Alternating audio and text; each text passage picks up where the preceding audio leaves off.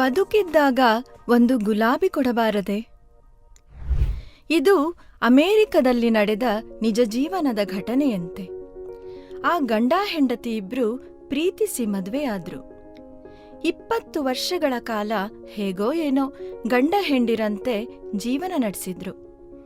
ಆತನಿಗೆ ಬಿಡುವಿಲ್ಲದಷ್ಟು ಕೆಲಸ, ಮನೆಯ ಕಡೆ ಮಡದಿಯ ಕಡೆ ಸ್ವಲ್ಪ ಗಮನ ಕಡಿಮೆ.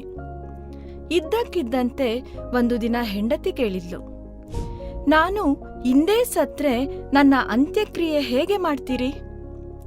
ದಿಢೀರ್ ಪ್ರಶ್ನೆಯಿಂದ ಸ್ವಲ್ಪ ವಿಚಲಿತನಾದ ಗಂಡ ಸಾವರಿಸಿಕೊಂಡು ಉತ್ತರಿಸಿದ, ತುಂಬಾ ಪುಷ್ಪಗುಚ್ಛಗಳು, ಬೆಲೆಬಾಳುವ ಶವಪೆಟ್ಟಿಗೆ, ನಿನ್ನ ಗುಣಗಾನ ಮಾಡಿ ಆತ್ಮಕ್ಕೆ ಶಾಂತಿ ಕೋರುವ ಪ್ರಾರ್ಥನಾ ಸಭೆಗಳು ಮುಂತಾದವೆಲ್ಲ ಇರುತ್ತವೆ. ಅದಿರ್ಲಿ, ಏಕೀ ಪ್ರಶ್ನೆ? ಹೆಂಡತಿ ಪ್ರಶ್ನಿಸಿದ್ಲು, ಇದಕ್ಕೆಲ್ಲ ತುಂಬಾ ಖರ್ಚಾಗೋದಿಲ್ವೇ? ಗಂಡ ಹೇಳ್ದ, $10,000 ಖರ್ಚಾಗಬಹುದು, ಆದ್ರೆ ಅದು ನನ್ನ ಕರ್ತವ್ಯವಲ್ಲವೇ? ಹೆಂಡತಿ ಹೇಳ್ತಾಳೆ, ನಾನು ಸತ್ತ ಮೇಲೆ ನೀವು ಕೊಡುವ $1,000 ಬೆಲೆ ಬಾಳುವ ಪುಷ್ಪಗುಚ್ಛಗಳನ್ನು ನಾನು ನೋಡಲಾಗುವುದಿಲ್ಲ, ಗುಣಗಾನದ ಮಾತುಗಳನ್ನು ಕೇಳಲಾಗುವುದಿಲ್ಲ. ಇವೆಲ್ಲ ನನಗೇನೂ ಪ್ರಯೋಜನವಾಗುವುದಿಲ್ಲ, ಏಕೆಂದ್ರೆ ನಾನು ಕಳೇಬರವಾಗಿರ್ತೇನೆ.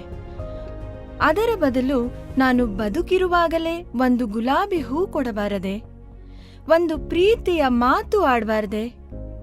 ಈ ಮುಗ್ಧ ಮಾತು ಗಂಡನ ಹೃದಯ ಕಲುಕಿತು. ಅಂದಿನಿಂದ ಜೀವನ ಶೈಲಿಯೇ ಬದಲಾಯಿತು. ನಾನು ಬದುಕಿರುವಾಗಲೇ ಒಂದು ಗುಲಾಬಿ ಕೊಡಬಾರದೆ?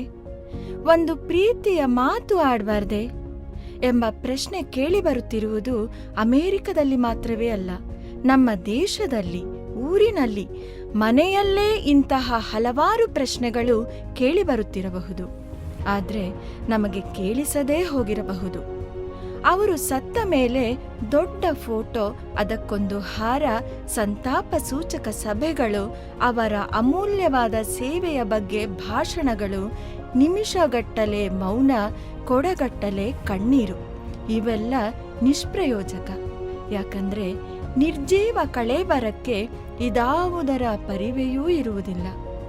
ಅವರ ಕಣ್ಣುಗಳಿಗೆ ಹೂಗಳನ್ನು ನೋಡಿ ಆನಂದಿಸುವ ಶಕ್ತಿ ಇರುವಾಗ ಏಕೆ ಹೂ ಕೊಡಬಾರದು? ಅವರ ಕಿವಿಗಳಿಗೆ ಅವರ ಬಗ್ಗೆ ಆಡುವ ಒಳ್ಳೆಯ ಮಾತುಗಳನ್ನು ಕೇಳಿ ಆನಂದಿಸುವ ಶಕ್ತಿ ಇರುವಾಗ ಏಕೆ ಆಡಬಾರದು? ಇದು ನಾವು ಅವರಿಗೆ ತೀರಿಸಬೇಕಾದ ಸಾಲ. ಸತ್ತ ಮೇಲಲ್ಲ, ಬದುಕಿದ್ದಾಗ. ಸತ್ತ ಮೇಲೆ ಹಾಕುವುದು ಪಿಂಡ, ಅದು ದಂಡ. ಈ ರೀತಿಯ ಸ್ಫೂರ್ತಿದಾಯಕ ವಿಡಿಯೋಗಳಿಗಾಗಿ ಈ ಚಾನೆಲ್ ಅನ್ನು ಸಬ್ಸ್ಕ್ರೈಬ್ ಮಾಡಿಕೊಳ್ಳಿ. ವಿಡಿಯೋ ಇಷ್ಟ ಆಗಿದರೆ ಲೈಕ್ ಮಾಡಿ, ನಿಮ್ಮವರೊಂದಿಗೆ ಹಂಚಿಕೊಳ್ಳಿ. ಕ್ಷಣಹೊತ್ತು ಅಣಿಮುತ್ತು ಪುಸ್ತಕವು ಭಾಗ 1ರಿಂದ 14ರವರೆಗೆ ಲಭ್ಯವಿದೆ. ಪುಸ್ತಕದ ಪ್ರತಿಗಳಿಗಾಗಿ ಕೆಳಗಿರುವ ವಾಟ್ಸ್ಆಪ್ ಸಂಖ್ಯೆಯನ್ನು ಸಂಪರ್ಕಿಸಿ. ವಾಟ್ಸ್ಆಪ್ ಸಂಖ್ಯೆ 9036554829.